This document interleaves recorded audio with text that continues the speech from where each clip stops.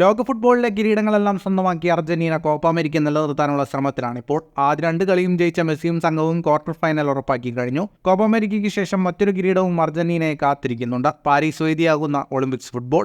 23 വയസ്സിൽ താഴെയുള്ളവർക്കാണ് ഒളിമ്പിക്സ് ഫുട്ബോളിൽ കളിക്കാൻ അനുമതി. മുൻതാരം ഹവിയർ മസ്ട്രാനോയാണ് അർജന്റീൻ ഒളിമ്പിക്സ് ടീമിന്റെ പരിശീലകൻ.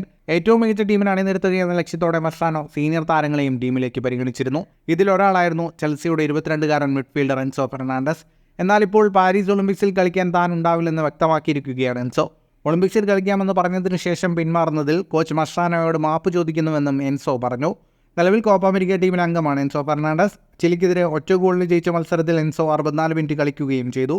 ഒളിമ്പിക്സിൽ കളിക്കാനുള്ള അനുമതി ചെൽസി പിൻവലിച്ചതോടെയാണ് എൻസോ ദേശീയ ടീമിൽ നിന്ന് പിന്മാറിയത്. ചെൽസി കോച്ച് മൗറിസിയോ പൊച്ചറ്റീനോയുടെ അനുമതിയോടെയാണ് എൻസോ ഒളിമ്പിക്സിൽ കളിക്കാമെന്ന് മസ്ട്രാനോയോട് സമ്മതിച്ചത്. എന്നാൽ ഇതേസമയം തന്നെ പ്രീ സീസൺ മത്സരങ്ങൾ നടക്കുന്നതിനാൽ ചെൽസി മാനേജ്മെന്റ് എൻസോയുടെ അനുമതി റദ്ദാക്കുകയായിരുന്നുവെന്ന് ഫാബ്രിസിയോ റൊമാനോ വ്യക്തമാക്കി. ഒളിമ്പിക്സ് ഫുട്ബോൾ ഫിഫ കലണ്ടറിൽ ഉൾപ്പെടുത്താത്തതിനാൽ ക്ലബ്ബുകൾക്ക് താരങ്ങളെ ദേശീയ ടീമുകൾക്ക് വിട്ടുകൊടുക്കണമെന്ന് നിർബന്ധമില്ല. ഈ വ്യവസ്ഥ നിലനിൽക്കുന്നതിനാലാണ് ചെൽസി എൻസോയുടെ ഒളിമ്പിക്സ് മോഹങ്ങൾ തല്ലിക്കെടുത്തിയത്.